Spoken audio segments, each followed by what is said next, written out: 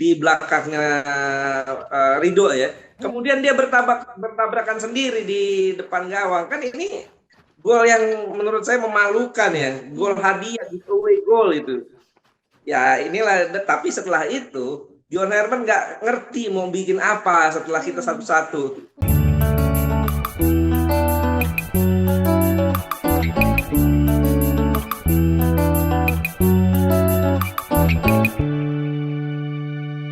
Kita sapa dulu. Selamat pagi, Bung Ais. Selamat pagi, Tommy, Janti. Wah, nggak lemes kan Bung Ais nih timnas Indonesia gagal lolos ke semifinal Piala AFF, Bung Ais? Masih belum move on sih ya. Itu dia itu. Dirasakan ya sama Semua orang masyarakat pecinta sepak bola Indonesia mungkin sedikit banyak ngerasa lemes hari ini, pengen tidur lagi. Betul. Gitu. Walaupun harganya udah realistis ya. Nah, Bung Ais, kalau ngelihat penampilan timnas Indonesia di Piala AFF 2026 kemarin sampai akhirnya gagal lolos, Bung Ais ngeliatnya gimana nih? Ya ini sangat disayangkan ya. Karena Indonesia datang dengan skuad paling mewah yang pernah ada, yang pernah dibawa oleh pelatih timnas Indonesia di ajang Piala AFF. Betul kalau dibilang bahwa ini bukan 100% kekuatan timnas Indonesia, karena kan nggak ada pemain-pemain yang bermain di Eropa, tidak ada Jazz, Kevin Dix, Martin Paes, Emil Audero, Calvin Verdong, dan banyak pemain-pemain diaspora lainnya. Tapi ini skuad termewah loh, ada 12 pemain naturalisasi dan semua pemain-pemain terbaik di Liga Indonesia yang dipanggil oleh John Herman, oleh pelatih, semuanya datang.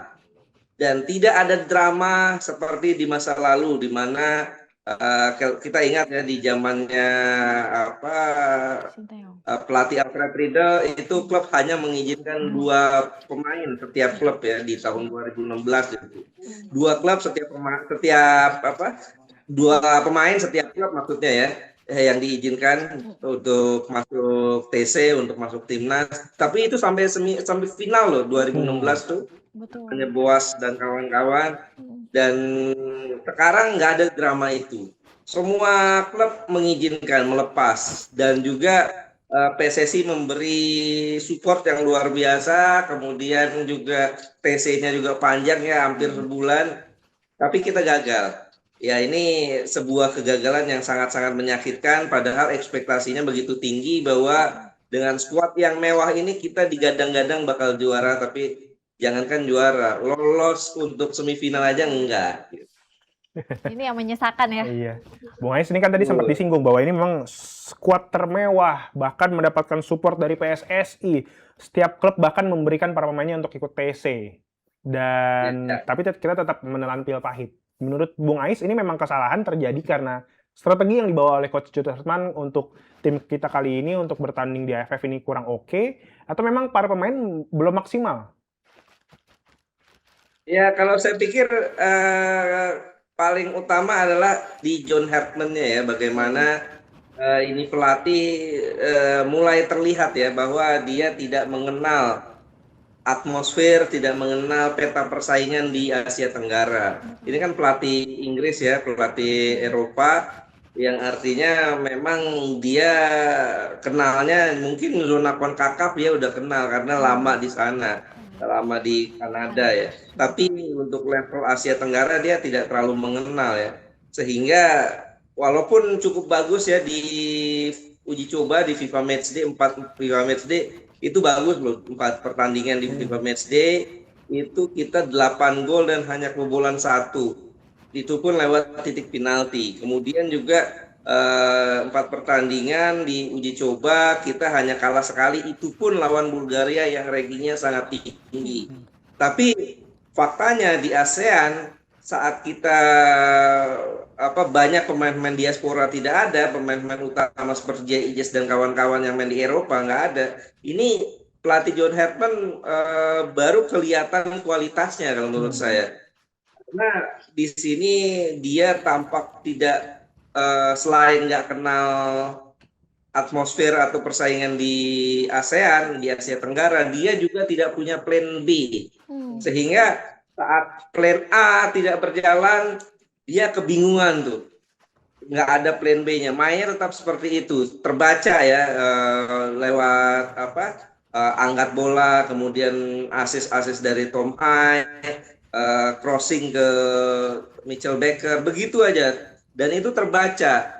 Kemudian juga ini pelatih yang kalau saya ingat dulu waktu di Kanada ya, di timnas Kanada itu media Kanada sempat memberi kritik saat Kanada dibantai di Piala Dunia 2022 ya. Hmm. Dia bilang media Kanada bilang John Hartman ini terlalu naif ya. Dia membuat timnya memang tampil menyerang, agresif, menguasai ball position, tapi John Hartman ini tidak cukup pandai untuk membuat tim ini stabil dan tidak terlalu siap untuk membuat tim ini bisa mengantisipasi serangan balik, dan itu terbukti. Saya sudah mengulas setelah pertandingan lawan Timor Leste bahwa timnas Indonesia ini seringkali kecolongan lewat sayap, lewat serangan balik. Itu Timor Leste saat itu. Dan saya bilang ini jangan sampai terjadi saat menghadapi Vietnam. Karena kalau ini terjadi menghadapi Vietnam, maka kita akan hancur, babak belur. Tapi itu kejadian. Itu kejadian lagi lawan Vietnam, dan betul kita babak belur. Kebobolan 3, bahkan bisa lebih loh, bisa 5 kalau seandainya tidak ada save dari Nadeo. Betul. Kemudian juga kalau kita lihat John Hartman ini mulai terlihat bahwa dia ini pelatih yang motivator ya, punya motivasi tinggi, dia pintar untuk memotivasi tim. Artinya media Kanada juga pernah menyebut bahwa dia ini seorang motivator ulung lah, tapi bukan pelatih ulung, karena terlihat sekali saat plan A nggak berjalan, nggak ada plan B. Kemudian pergantiannya juga telat. Saat lawan Vietnam, saat sudah babak belur di babak pertama, ketekan terus, kemudian kebobolan 2 gol dalam tempo 15 menit. Pergantian baru dilakukan di menit 65. Itu pun nggak tepat pergantiannya. Begitupun saat menghadapi Singapura ya, bagaimana tim ini tidak berjalan dengan baik. Ya, sebetulnya udah bagus lah pergantian yang dilakukan oleh John Hartman. Di starting line up cukup bagus, tidak ada Jordi Amat yang menjadi salah satu kelemahan Indonesia, kemudian Nadeo juga diganti Cahyo Supriyadi, dan kita sudah bisa bikin gol ya di menit 47. Tapi sayangnya setelah kita bikin gol, kemudian Singapura tampil lebih terbuka ya, kok ya kita nggak bisa atur tempo gitu loh. Para pemain seperti bingung, nggak bisa ngatur tempo, malah tertekan sendiri dan bikin pelanggaran yang menurut saya ini pelanggaran yang ya tanpa mengurangi rasa hormat ya kepada Rizky Ridho dan juga Cahyo Supriyadi. Ini pelanggaran yang selayaknya dilakukan anak-anak SSB, sekolah sepak bola, bukan oleh pemain-pemain timnas gitu loh. Artinya itu bola masuk ke dalam kotak penalti harusnya langsung dihalau. Nggak ada cerita delay seperti itu, padahal ada pemain di belakangnya Ridho ya. Kemudian dia bertabrakan sendiri di depan gawang. Kan ini gol yang menurut saya memalukan ya. Gol hadiah, giveaway gol itu. Ya inilah, tapi setelah itu John Hartman nggak ngerti mau bikin apa setelah kita satu-satu. Mainnya tetap begitu ya, sehingga ya akhirnya kita tersingkir. Dan juga pemilihan pemain dari awal menurut saya agak keliru ya, agak membingungkan, karena masih banyak pemain-pemain terbaik yang layak masuk justru nggak dipanggil. Luigi Kambuaya, kemudian Adam Alif yang musim lalu selalu menjadi super sub buat Persib ya. Artinya pemain ini bisa jadi pengganti yang cocok ya saat tim mengalami deadlock. Adam Alis dimasukkan oleh pelatih dan bikin perubahan, tapi nggak dipanggil. Kemudian juga Teja Paku Alam, kiper yang mencatatkan 7 clean sheet, justru 17 clean sheet ya dalam satu musim, nggak dipanggil juga gitu, walaupun usianya memang tidak muda lagi. Ya sehingga apa artinya pemain-pemain yang layak masuk ya ini tidak dipanggil, dan tim ini kalau menurut saya kedalaman skuadnya ya B aja gitu, nggak terlalu bagus juga, karena memang di posisi kanan dan kiri ya kita mewah sekali ya, di semua posisi kita sangat mewah dibandingkan tim-tim Indonesia di Piala AFF lainnya, tapi kedalaman skuad tidak terlalu bagus. Misalnya Tom Hai itu sepanjang pertandingan dari pertandingan lawan Kamboja sampai lawan terakhir Singapura itu selalu main. Iya. Padahal usia pemain berapa? Udah 31 tahun. Kemudian juga pemain-pemain lainnya ya istilahnya Eliano Reinders hampir tidak ada gantinya. Mitchell Baker gantinya juga tidak maksimal ya. Mitchell Baker, Jens Reven. Menurut saya Jens Reven ini belum layak untuk masuk timnas senior. Oke lah dia U22, U23 boleh lah, tapi senior belum layak. Masih ada Excel Runtukahu yang lebih layak dimasukkan, masih ada Ramadan Sananta yang bisa lebih berpengalaman untuk di level timnas. Kenapa nggak dipanggil? Ini yang dari awal menurut saya pemilihannya sudah salah. Tapi lebih salahnya lagi istilahnya saat di pertandingan nggak ada plan B.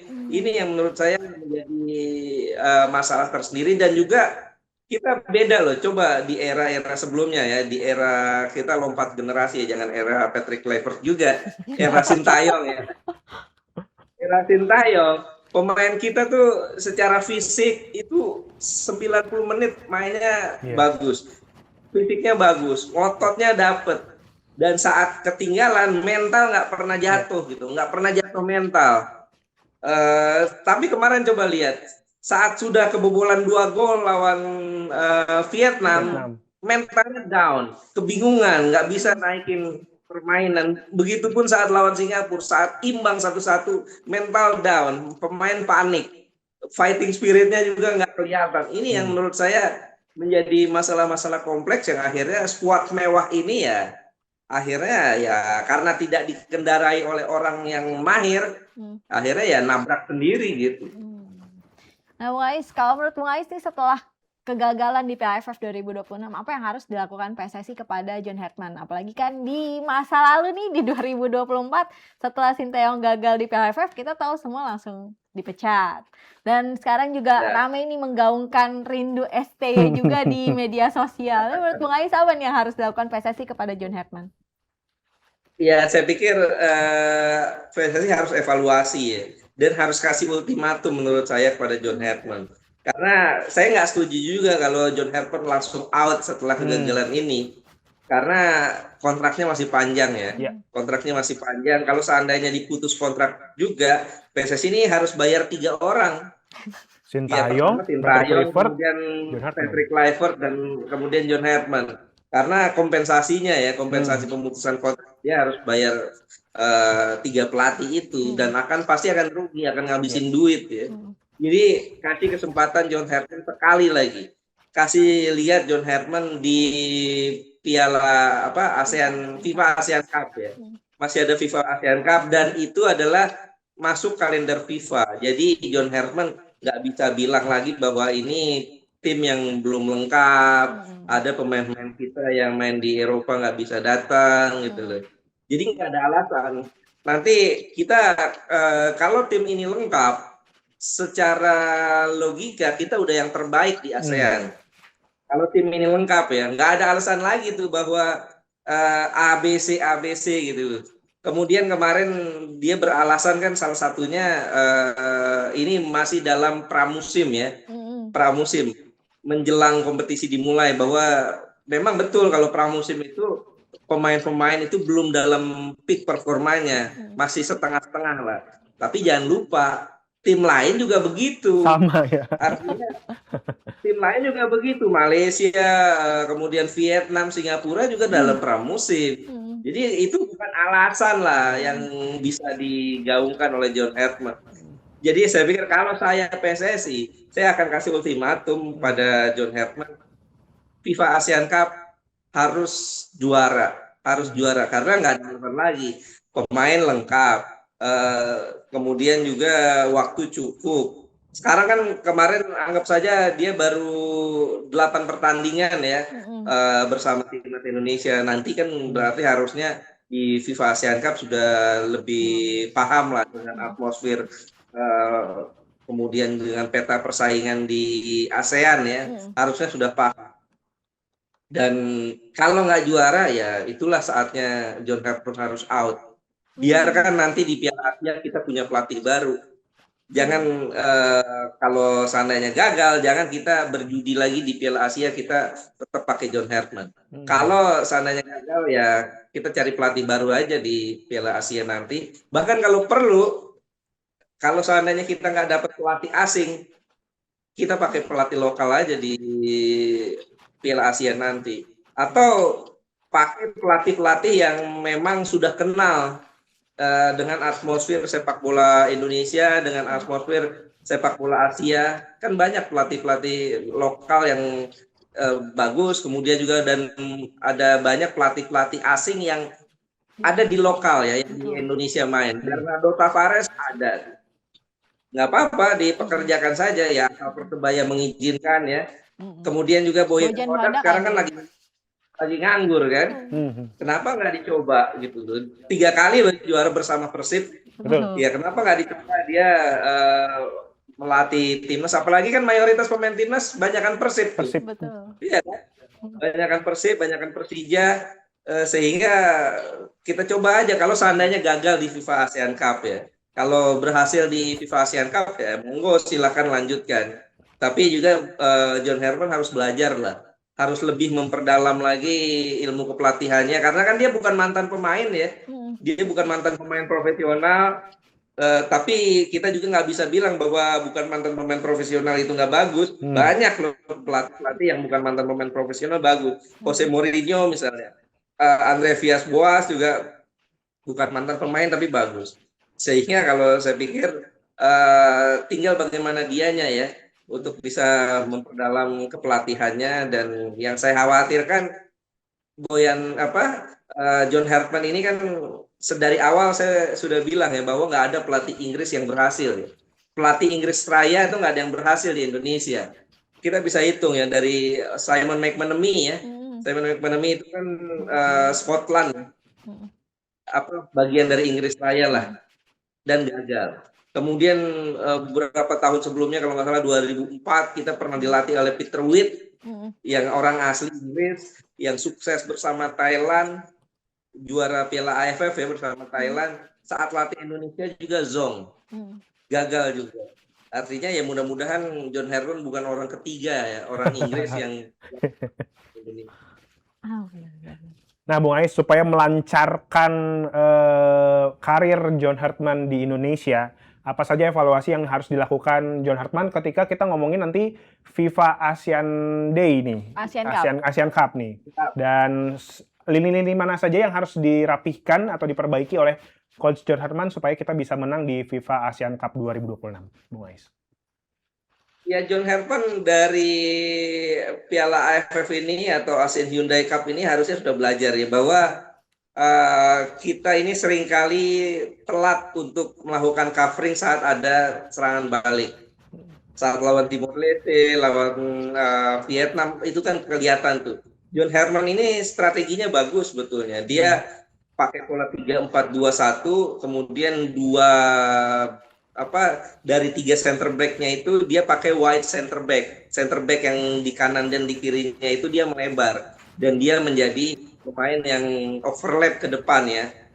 Ini kan sering dimainkan oleh Sandy Walsh kan, beberapa kali dia overlap ke depan, kemudian juga Saint Patinama beberapa kali overlap ke depan, dan saat Rizky Ridho yang main di kanan juga dia overlap ke depan ya. Kemudian wingback-nya ini Eliano Reinders dan juga Donny Pamungkas kan sering kali masuk ke dalam ya, sehingga kita seolah-olah punya 2 wingback. Itu bagus, tapi dengan pola seperti ini kan otomatis kita menerapkan high defensive line, garis pertahanan tinggi. Dengan garis pertahanan tinggi berarti ada ruang di belakang pemain kita, di belakang center back kita yang kosong, yang bisa dimaksimalkan oleh pemain lawan untuk melakukan serangan balik. Itu terjadi lawan Timor Leste, itu terjadi lawan Vietnam. Idealnya kalau kita contoh Spanyol ya, timnas Spanyol saat juara, mereka juga main dengan high defensive line, garis pertahanan yang tinggi. Tapi 2 holding midfieldernya, Rodri dan Fabian Ruiz, itu cepat untuk melakukan covering, untuk menutup ya, sehingga saat ada counter attack, langsung Fabian Ruiz ataupun Rodri itu menutup menjadi tameng sebelum bertemu dengan tiga center back-nya atau belakangnya sebelum ketemu center back-nya, sehingga stabilitas ini terjaga. Ini yang harus dibenahi oleh John Herdman, artinya transisi menyerang ke bertahan itu harus bagus. Begitupun sebaliknya, transisi dari bertahan ke menyerang juga harus bagus, harus stabil, sehingga tim berjalan stabil sepanjang 90 menit. Itu yang menjadi PR besar yang harus dibenahi oleh John Herdman. Dan kedua adalah bagaimana game plan. Game plan itu harus banyak variasinya, nggak harus melulu mengandalkan home high, mengandalkan umpan-umpan crossing dari sayap. Harus variatif. Kalau game plan A tidak bisa berjalan ataupun deadlock seperti lawan Vietnam, harus ada game plan B. Mau kayak gimana gitu loh, yang harus dilakukan. Dia harus belajar seperti yang dilakukan oleh Carlo Ancelotti ya saat pegang timnas Brazil kemarin di Piala Dunia.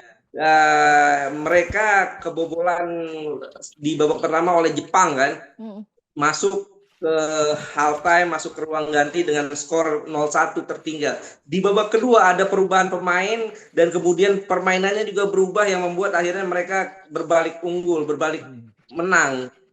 Itu yang harus dilakukan oleh John Herdman, harus mencari bagaimana caranya kalau plan pertama tidak berhasil, apa yang harus dilakukan, dan pergantian pemainnya pun harus cepat ya. Kalau babak pertama sudah babak belur, nggak berjalan, jangan tunggu sampai menit 65, tapi langsung di awal babak kedua langsung ubah permainan, langsung ganti pemain yang nggak berjalan. Ini menurut saya PR besar yang harus dikerjakan oleh John Herdman. Nah, Bung Ais, kalau ngomongin lagi efek setelah kegagalan dari Piala AFF 2026 ini, tadi kan udah dibicarakan juga kalau ada kerinduan pecinta sepak bola Indonesia kepada Sinteyong. Kalau menurut Bung Ais ini tuh sebenarnya reaksi karena emosional, karena sedih, kecewa, gagal di Piala AFF, atau memang sejauh ini memang masih Sinteyong nih, pelatih yang bisa dibilang terbaik di timnas Indonesia sejauh ini? Iya, kalau dibilang terbaik ya kita bisa bilang bahwa Sinteyong juga belum mempersembahkan trofi apa-apa ya kepada timnas Indonesia. 5 tahun belum ada trofi apapun yang dipersembahkan oleh Sinteyong. Bahkan di Piala AFF juga dia 2 kali Piala AFF gagal ya. Tapi memang gagalnya tidak separah ini. Di Sinteyong 2020 dia sampai final walaupun saat itu pakai pemain-pemain muda ya. Betul. Yang waktu awal-awal diremehkan, tapi ternyata era Pratama Arhan dan kawan-kawan itu justru sampai final, meskipun di final dibantai oleh Thailand ya di leg pertama. Kemudian 2024 Sinteyong bawa pemain-pemain U22 ya. Ya ini jebakan Batman-nya PSSI ya. Menurut saya ya akhirnya membuat ya tim ini nggak bisa berbuat apa-apa karena namanya tim U22 lawan tim senior seperti Filipina dan Vietnam nggak berkutik juga. Ya tapi memang kalau kita lihat dari prosesnya, Sinteyong ini lebih berhasil, jauh lebih berhasil ketimbang pelatih-pelatih lainnya ya di era timnas. Dia berhasil mencetak sejumlah rekor, sejumlah sejarah, menjadi pelatih pertama yang bawa Indonesia lolos ke fase knockout Piala Asia misalnya, menjadi pelatih pertama yang membawa Indonesia lolos Piala Asia U23 ya, bahkan sampai semifinal. Ya memang kalau kita nilai wajar kalau seandainya netizen Indonesia kangen dengan Sinteyong ya. Tapi ya kita juga harus move on bahwa Sinteyong sekarang sudah dimiliki oleh Persija. Sudahlah biarkan Sinteyong bekerja di Persija dengan tenang ya. Dan sekarang kita harus fokus bagaimana caranya timnas bersama John Herdman ini bisa lebih berkembang. Itu aja sih.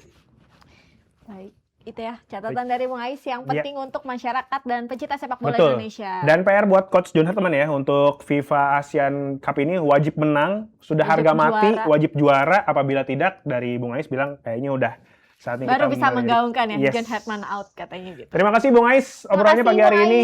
Selamat kembali beraktivitas, sehat terus. Semoga kita semakin mencintai sepak bola Indonesia, semakin bisa melihat bahwa Indonesia ini memiliki banyak potensi terutama di sepak bola. Salam olahraga Bung Ais. Selamat pagi Bung Ais. Salam olahraga.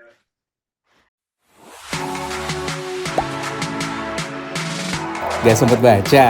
Dengerin aja, klik icon text to speech di okezone.com.